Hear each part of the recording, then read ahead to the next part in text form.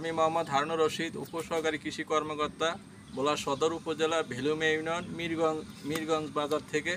আমাদের শাহ আলম ভাই tricho compost যে উৎপাদন করছে, আজকে আমরা আপনাদের সাথে এই ট্রাইকো কম্পোস্ট জৈব সার নিয়ে আপনাদের সাথে শেয়ার করব।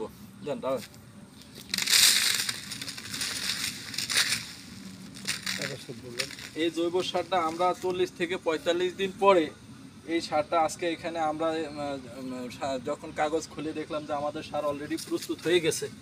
এই সারটা এমন একটি সার, এই সারটা মাটির স্বাস্থ্য ভালো রাখে, মাটির গঠন ও বুনট ভালো রাখে, মাটিতে পানি ধারণ ক্ষমতা বাড়ায়, মাটির অম্লত্ব ক্ষারত্ব এগুলা নিয়ন্ত্রণ করে এবং মাটির শস্যেরও গুণগত মান বাড়ায়। এই জন্য এই সারটা আমরা কৃষকদেরকে পরামর্শ দিয়ে থাকি যে শতাংশে আপনারা 8 থেকে 10 কেজি ব্যবহার করবেন এবং ফসল বেঁধে আমাদের যে ফল গাছগুলো আছে এগুলারে আমরা বৃত্ত আকারে আমরা বর্ষার শুরুতে বা বর্ষার শেষে আমরা এই জৈব সার ব্যবহার করার জন্য পরামর্শ দিয়ে থাকি। ধন্যবাদ।